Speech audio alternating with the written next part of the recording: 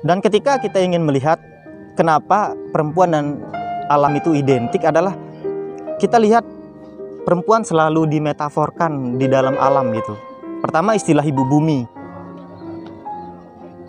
Mother Earth. Bahkan di PBB kan di tahun berapa tuh dia udah menetapkan di tanggal berapa 2 April itu sebagai hari ibu bumi sedunia kan. Itu yang menarik untuk ditilik. Kenapa bumi dimetaforkan, dianalogikan sebagai perempuan gitu, ibu. Aurora melacaknya dari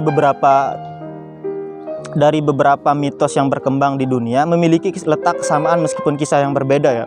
Pertama dari Yunani kuno, mitos Theogoni tentang kelahiran Gaia dari Chaos. Gaia itu berarti ibu bumi. Gaia itu menikah dengan Uranus. Nah, dari Uranus itu melahirkan beberapa para raksasa dan titan gitu.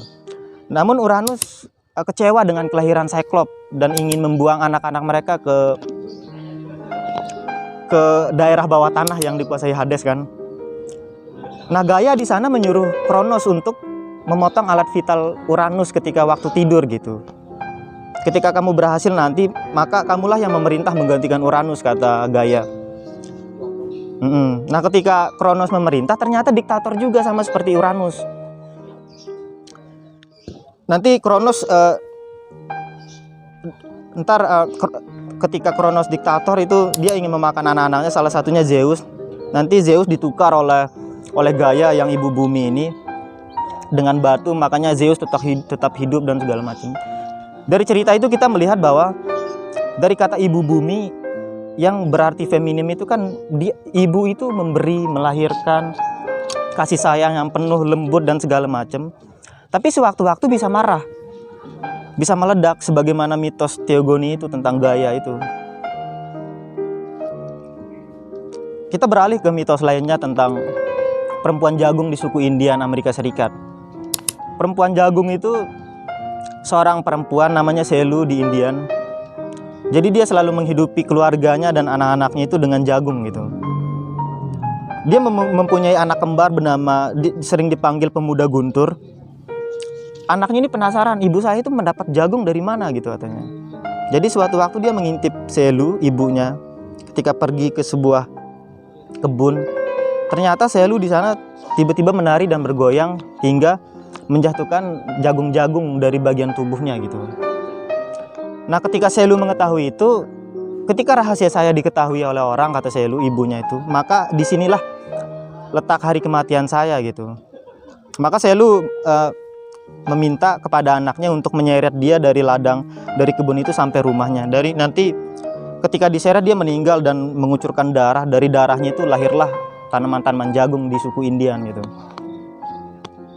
Bisa kita lihat letak kesamanya bahwa tentang ya ibu sebagai memberi, melahirkan, kasih sayang terhadap keluarga. Tapi bagaimana dalam konteks Indonesia?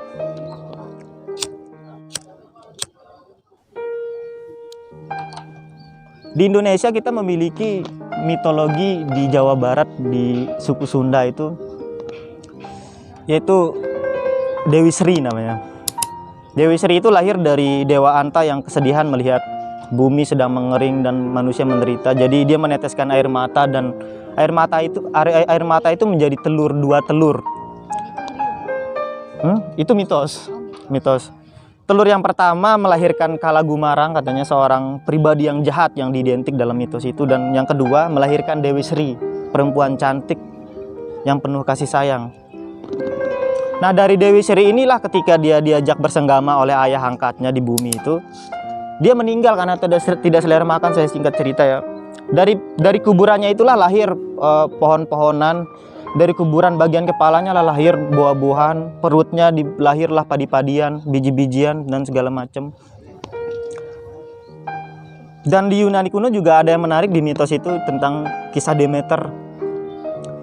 Demeter yang mempunyai anak Persephone. Jadi dua dewa ini memiliki tugas untuk memberikan kesuburan terhadap bumi gitu. Persephone itu diculik oleh Hades dan tinggal di di daerah bawah tanah kan, sebagaimana tempat kekuasaan Hades. Ntar itu dilobi oleh Demeter. Jadi mereka negosiasinya kayak 6 bulan di atas, 6 bulan di bawah. Makanya diidentik ketika Persepon di atas, maka diidentik dengan musim semi, musim panas dan segala macam. Ketika Persepon di bawah diidentik dengan winter, musim gugur, kemarau yang panjang gitu. Itu mitologi-mitologi yang berkembang. Tapi apa yang bisa ditarik dari menariknya tiga mitologi inilah, kata Aurora Ponda, mereka secara tahun itu belum ada akses teknologi atau komunikasi yang pesat untuk melahirkan kesamaan letak ya tentang ibu bumi. Namun yang ditilik oleh Aurora itu satu kesamaan yang bisa dianalisis dari ketiga mitos yang berkembang ini, yaitu tentang budaya pertanian.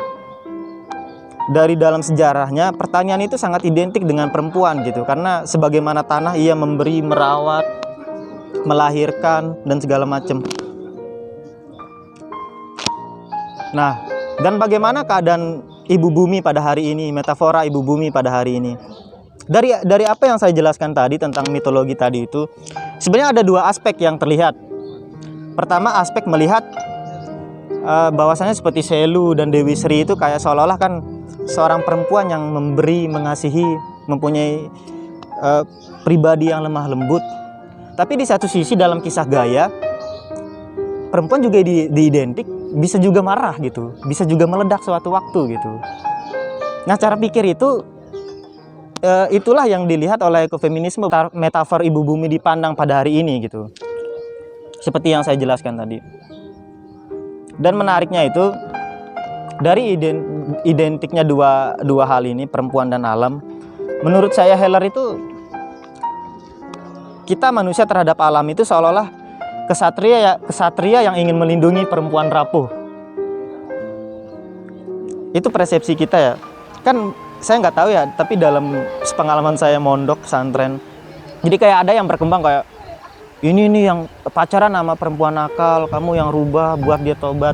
Ada subkultur yang berkembang semacam itu gitu. Jadi seolah-olah perempuan rapuh itu harus diselamatkan oleh lelaki gitu. Ya padahal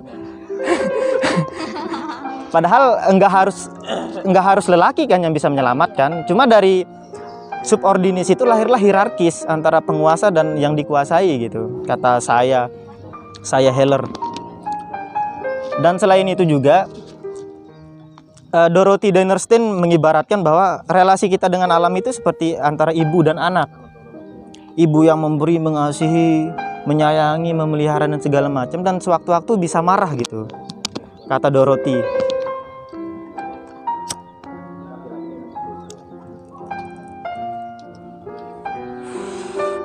Cara pandang inilah yang berbahaya gitu, kata Dorothy. Dorothy ini termasuk tokoh yang menolak tentang alam yang difeminisasi, alam yang dikasih gender tertentu gitu. Karena ketika kita melegitimasi bahwa alam itu perempuan, dampaknya akan kepada kebudayaan maskulinitas. Cara kita melihat alam jadi dualistik, hierarkis gitu, tentang penguasaan, tentang dominasi sebagaimana patriarki.